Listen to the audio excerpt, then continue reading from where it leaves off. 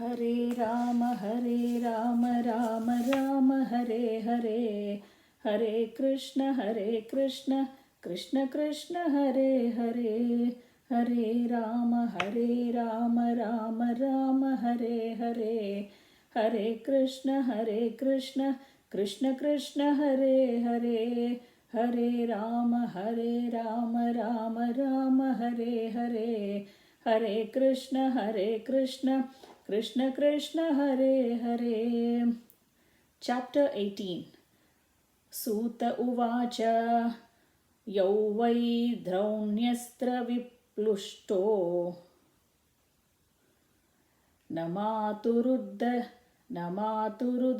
Mrutaha Anugrahad Bhagavataha Krishnasyadbhuta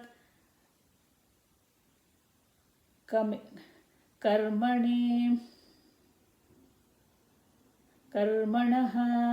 Krishnasyadbhuta Karmanaha. Sri Suta Goswami said, due to the mercy of the personality of Godhead, Sri Krishna, who acts wonderfully, Maharaja Parikshit, though struck by the weapon of the son of Drona in his mother's womb, could not be burned. Brahmakopottithadhyastu takshakat pranaviplavat nasammumohorubhayad bhagavatyarpitashayah.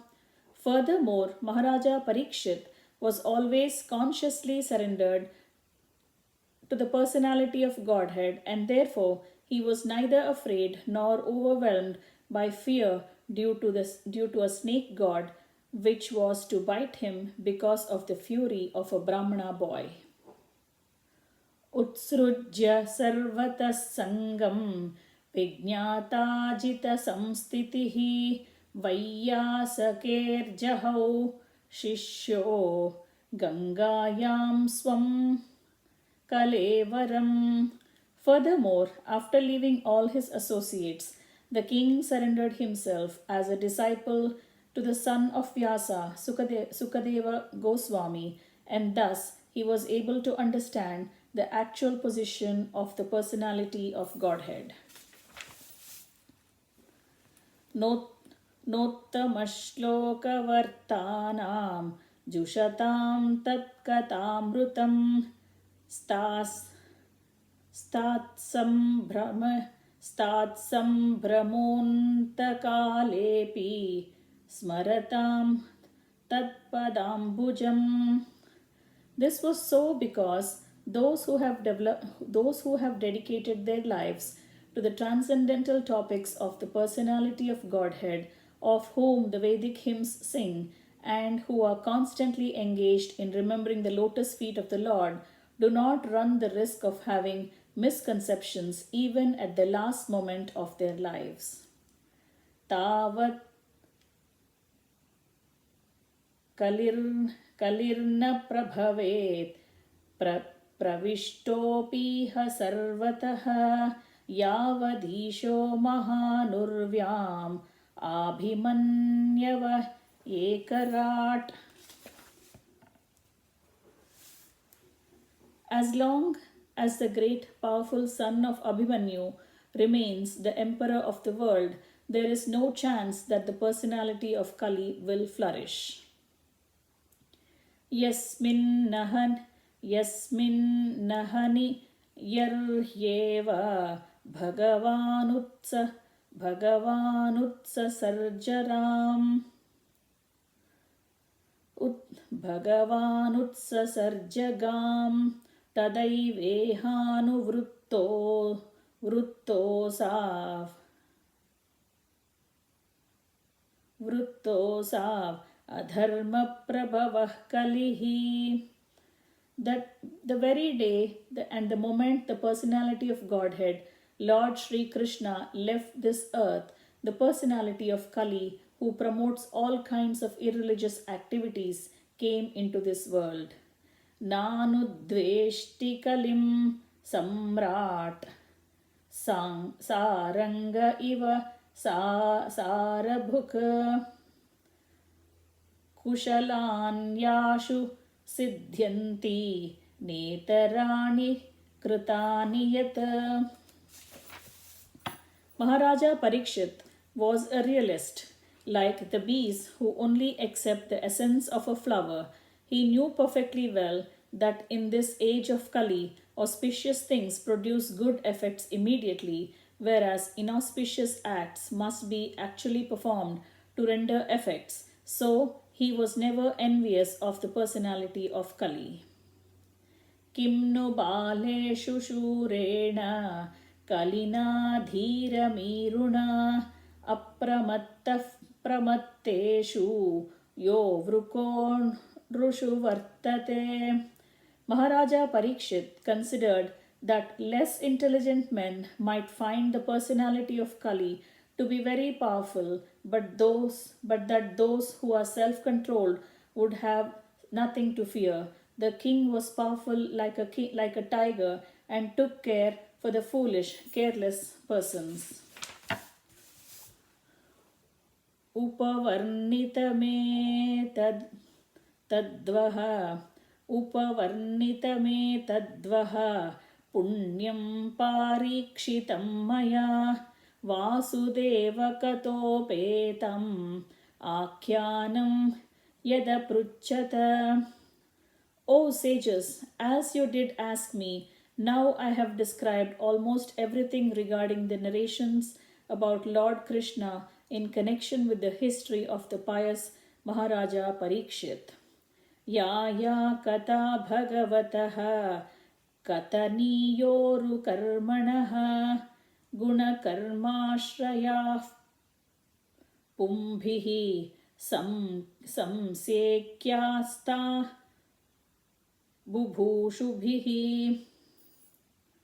Those who are desirous of achieving complete perfection in life must submissively hear all topics that are connected with the transcendental activities and qualities of the personality of Godhead who acts wonderfully.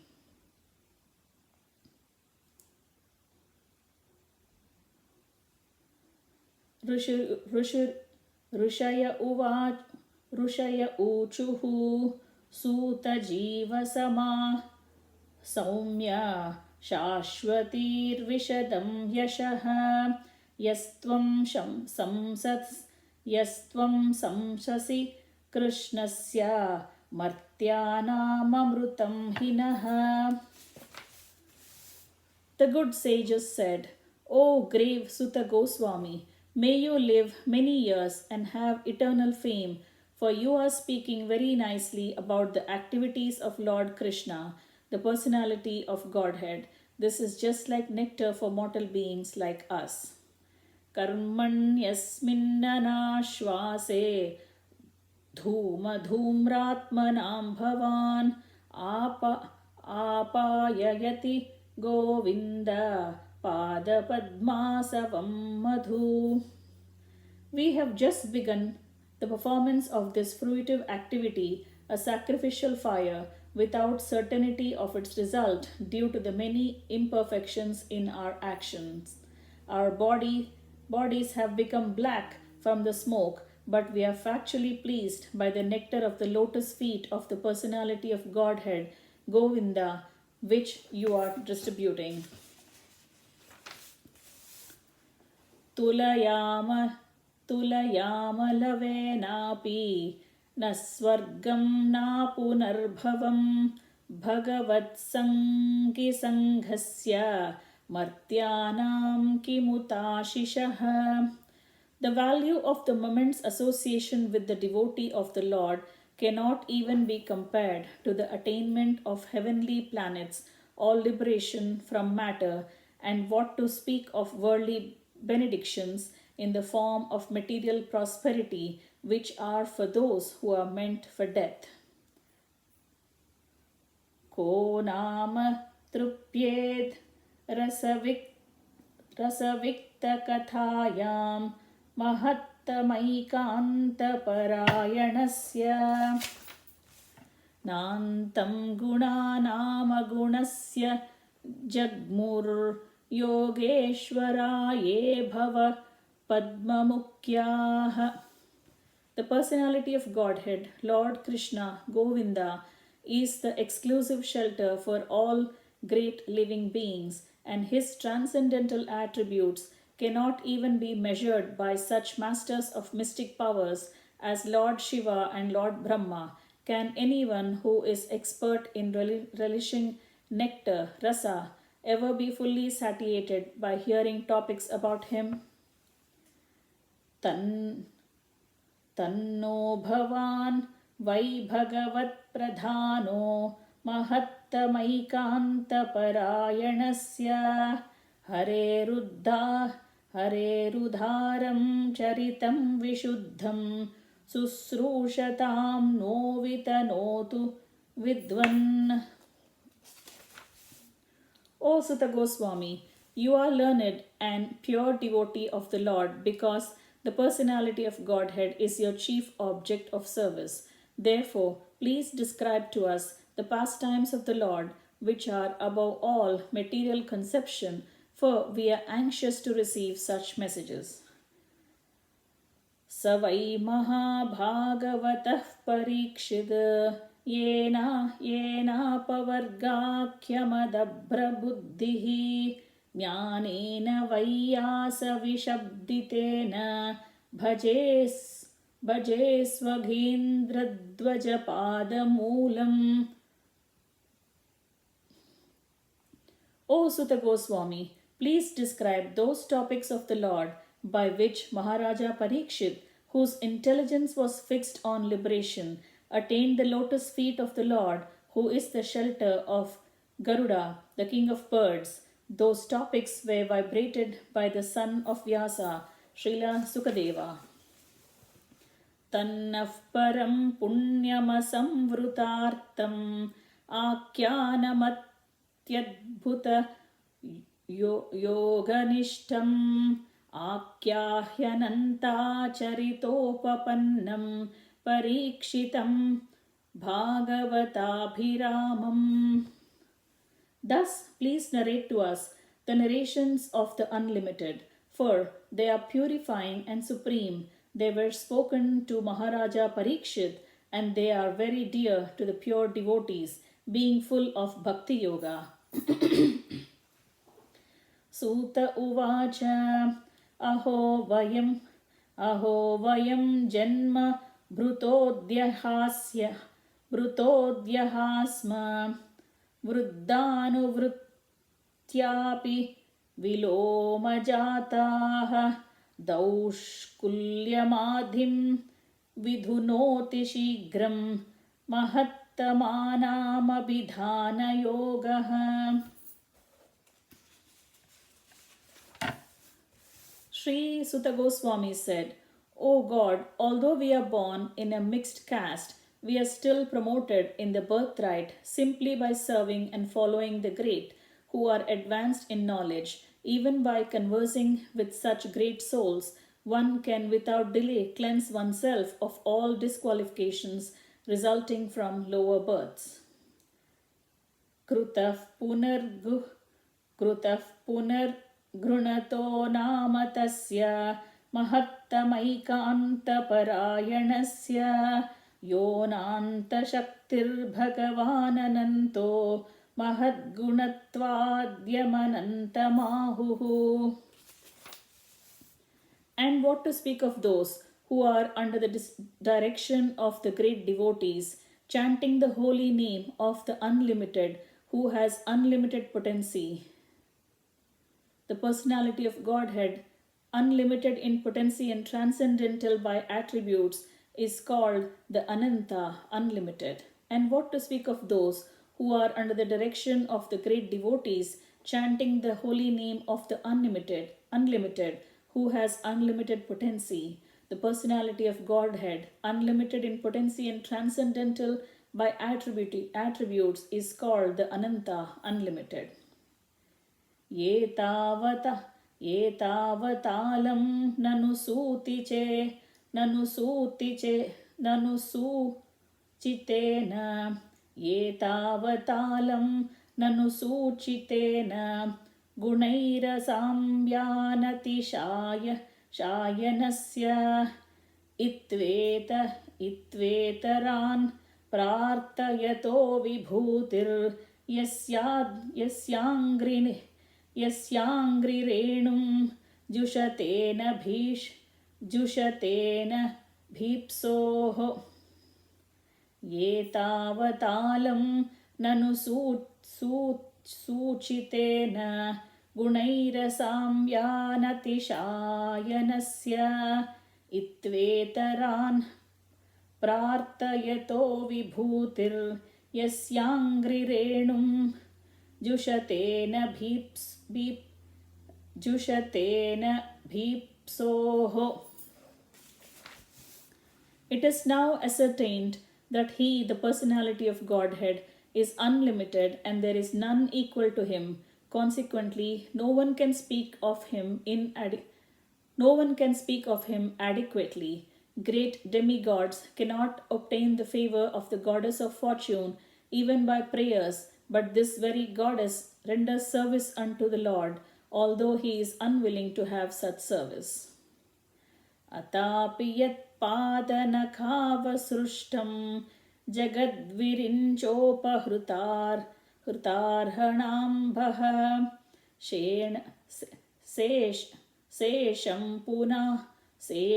पुनात्यन्यतमो मुकुन्दात् को नाम लोके भगवत्पदार्थः.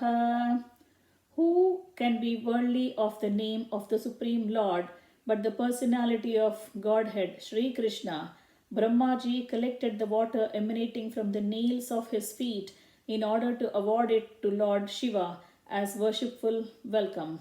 This very water, the Ganga, is purifying the whole universe, including Lord Shiva. Yatranurakta sahasaiva dhira व्यपोह्य देहाधिषु संगमूढं व्रजन्ति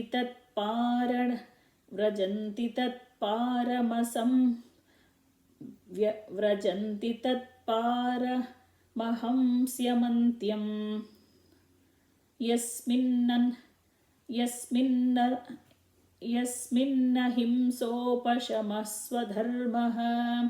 Self-controlled persons who are attached to the Supreme Lord, Sri Krishna, can all of a sudden give up the world of material attachment, including the gross body and subtle mind, and go away to attain the highest perfection of the renowned order of life, by which non-violence and renunciation are consequential.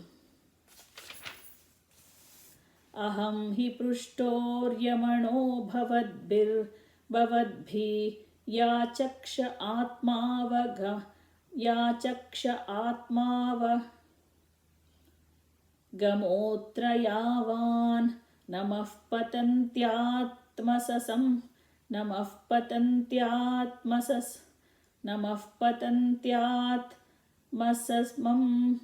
पतत्रिणं प्रणत्रिणः तस्यासमं विष्णुगतिं Vipashritaha. O Rishis, who are as powerful, pure as the sun, I shall try to describe to you the transcendental pastimes of Vishnu as far as my knowledge is concerned. As the birds fly in the sky as far as their capacity allows, so do the learned devotees describe the Lord as far as their realization allows. Ekada dhanuruddhamya vicharan mrugayaam vane mrugan anugatah shantaha kshuditas trushito mrusham jalashayamachakshaanaha प्रविवेशतमाश्रमं तदर्श मुनिमासीनं शान्तं मीलितलोचनम्.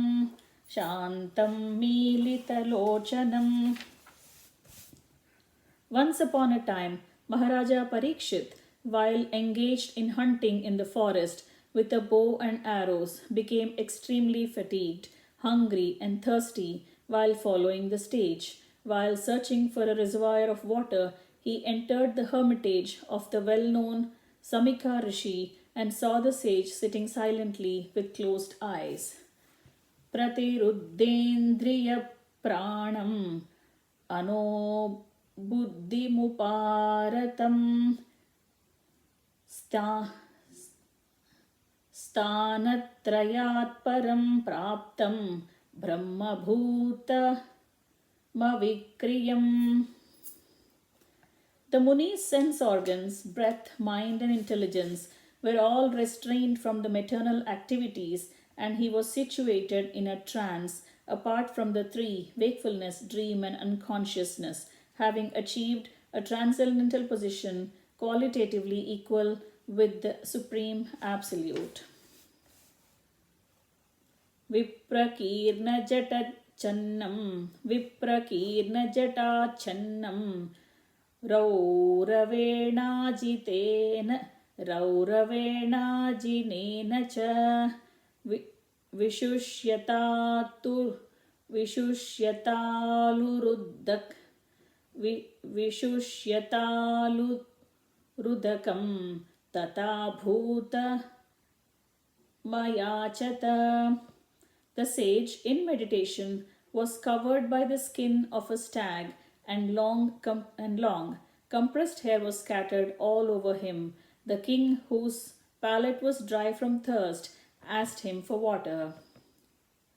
Alabda trunamumyadir asampraptardhyamunrutah. Alabda trunabhumyadir asampraptarghya sunrutah avajnatamivatmanam manyamanashchukopah. The king, not received by any formal welcome by means of being offered a seat, place, water, and sweet addresses, considered himself neglected, and so thinking he became angry.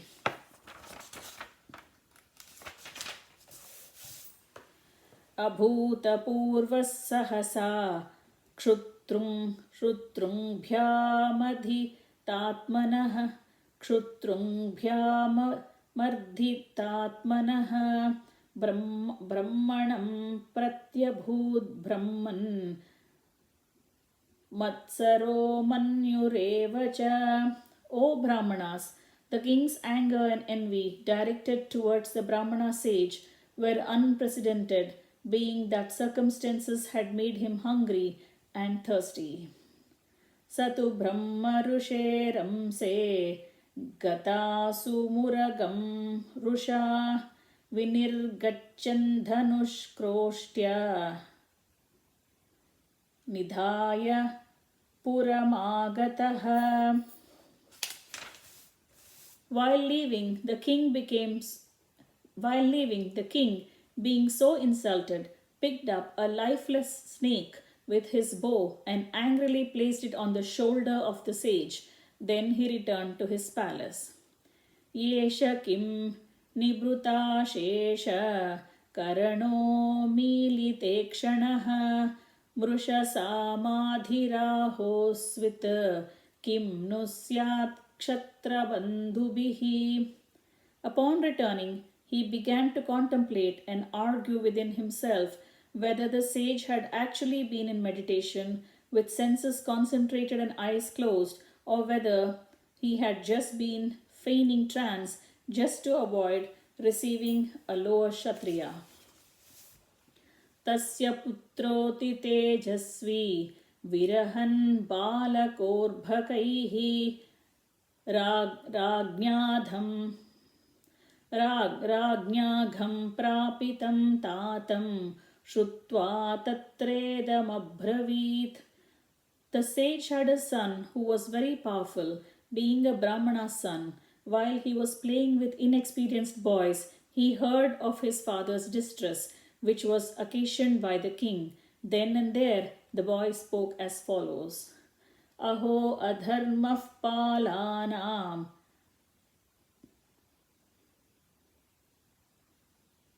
पीव्नां बलिभुजामिव स्वमिन्यघं यद् दासानां द्वारपानां शूनामिव. The Brahmana's son, Shringi, said, "Oh, just look at the sins of the rulers, who, like crows and watchdogs at the door, perpetrate sins against their masters, contrary to the principles governing servants. Brahmanaiha kshatrabandhurhi गुहपालो निरूपितः सकतं तद्गृहे ध्वास्तः सभाण्डं भोक्तुमर्हति. ब्रह्मणैः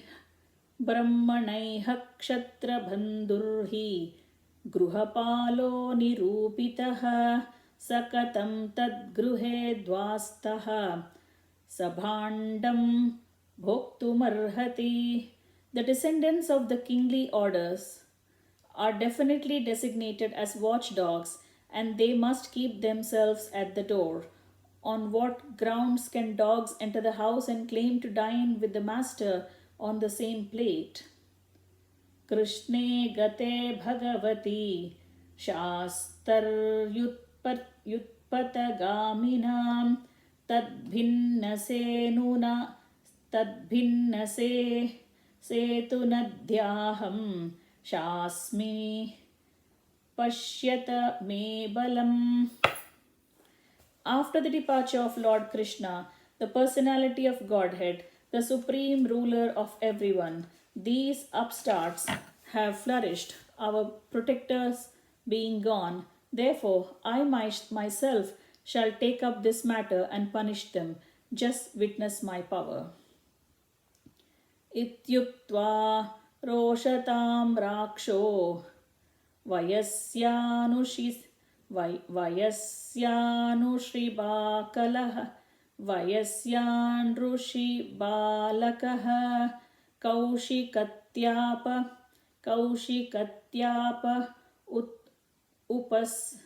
upasprushya vagvajram visasarjah. The son of the rishi, his eyes red hot with anger, touched the water of the river Kaushiki while speaking to his playmates and discharged the following thunderbolt of words. Iti lingata takshakah saptamehani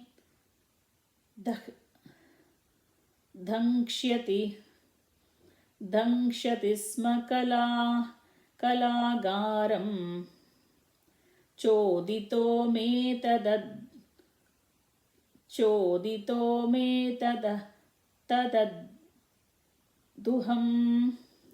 iti langita maryadam takshakah saptamehani dhankshyanti sma kulangaram chodito me tadaduham. The Brahmana's son cursed the king thus: "On the 7th day from today, a snake bird will bite the most wretched one of that dynasty, Maharaja Parikshit, because of his having broken the laws of etiquette by insulting my father." Tatombyetyakshamam balo gale sarpakalevaram pitaram vikshya dukkharto muktakanto rurodaha. Then after, when the boy reached to the hermitage, he saw a snake on his father's shoulder, and out of his grief he cried very loudly.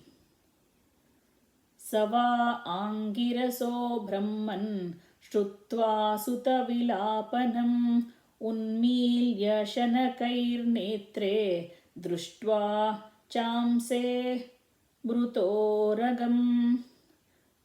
O Brahmanas, the rishi who was born in the family of Angira Muni, hearing his son crying, gradually opened his eyes and saw the dead snake around his neck. Visrujya taccha papracha vatsakam साद्धि रोदिषु केन वा तेऽपकृतमित्युक्तः स अन्यवेदयन् केन वा तेऽपकृतमित्युक्तः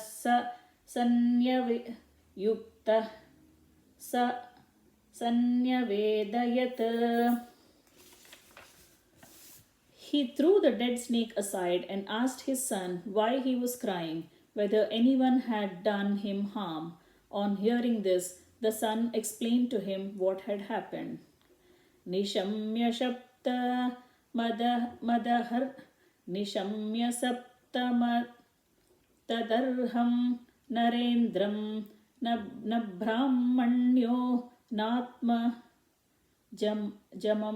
jamabhyanandata aho bhatam ho mahadadyate kritam alpiyasi droha ururdhamodhrutah nishamya saptamatadarham narendram sabrahmano natmajamabhyanandat aho batam ho mahadadyate kritam alpiyasi droha ururdhamodhrutah.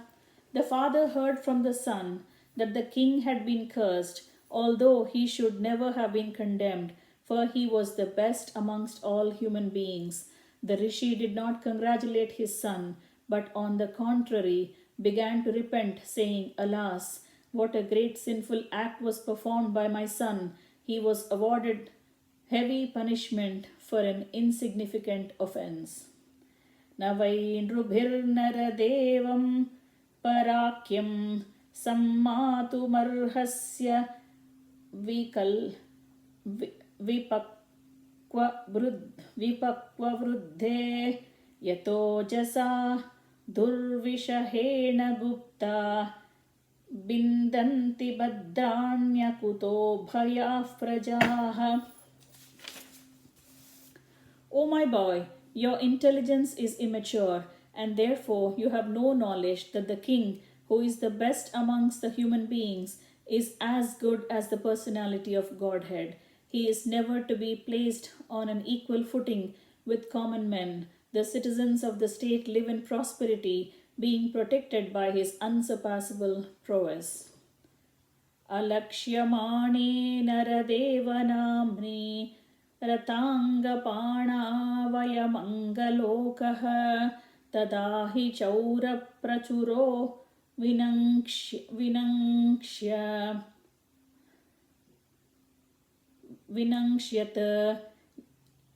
yarakshymano vivaruttavat kshanat.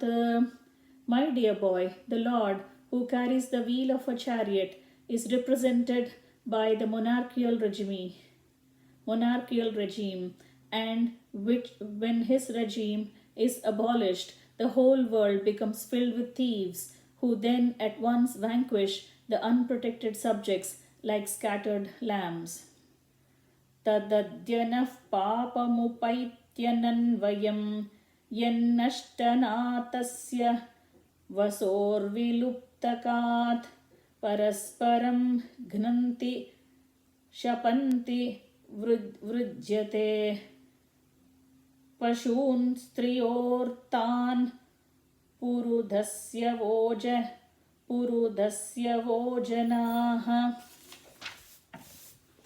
Due to the termination of the monarchical regimes and the plundering of the people's wealth by rogues and thieves, there will be great social disruptions. People will be killed and injured, and animals and women will be stolen, and for all these sins we shall be responsible.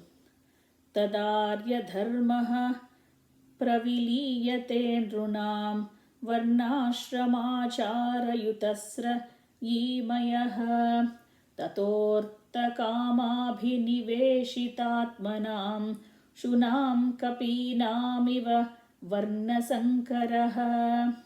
At that time, the people in general will fall systematically from the path of progressive civilization in respect to the qualitative engagements of the castes and the orders of the society and the Vedic injunctions. Thus, they will be more attracted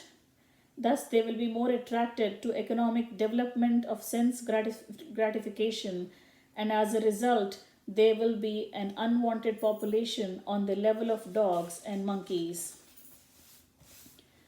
Dharmapalo narapatihi satusas samrad bruhachravaha sakshan mahabhagavato rajarshir hayamedhyarat kshutrut kshamayuto dhino naivasmachapamarhati. The Emperor Parikshit is a pious king. He is highly celebrated and is a first-class devotee of the personality of Godhead. He is a saint amongst royalty, and he has performed many horse sacrifices. When such a king is tired and fatigued, being stricken with hunger and thirst, he does not at all deserve to be cursed. Apapeshu svabhrutyeshu balena pakva vruddhina papam krutam tad bhagavan sarvatma kshantumarhati. Then the Rishi prayed to all-pervading personality of Godhead to pardon his immature boy, who had no intelligence and who committed a great sin of cursing a person who was completely free from all sins, who was subordinate and who deserved to be protected. Tiraskruta vipralabdaha shapta kshipta hata api nasya tat pratikurvanti tadbhaktah prabhavopihi. The devotees of the Lord are so forbearing that even though they are defamed, cheated, cursed, disturbed, neglected, or even killed, they are never inclined to avenge themselves. Iti putra krutadhena sonu tapto mahamunihi swayam viprakrito rajna naivagham tadachintayat. The sage thus regretted the sin committed by his own son. He did not take the insult paid by the king very seriously. Prayashah sadhavo loke parairdvandveshu yojitaha navyatantina hrityanti yata atma gunashrayah. Generally, the transcendentalists, even though engaged by others in the dualities of material world, are not distressed, nor do they pleasure in worldly things, for they are transcendentally engaged. Thus ends the chapter entitled Maharaja Parikshit Cursed by a Brahmana Boy. Hare Rama, Rama Rama, Hare Hare, Hare Krishna, Krishna Krishna, Hare Hare, Hare Rama, Rama Rama, Hare Hare, Hare Krishna, Krishna Krishna, Hare Hare, Hare Rama, Rama Rama, Hare Hare, Hare Krishna, Krishna Krishna, Hare Hare.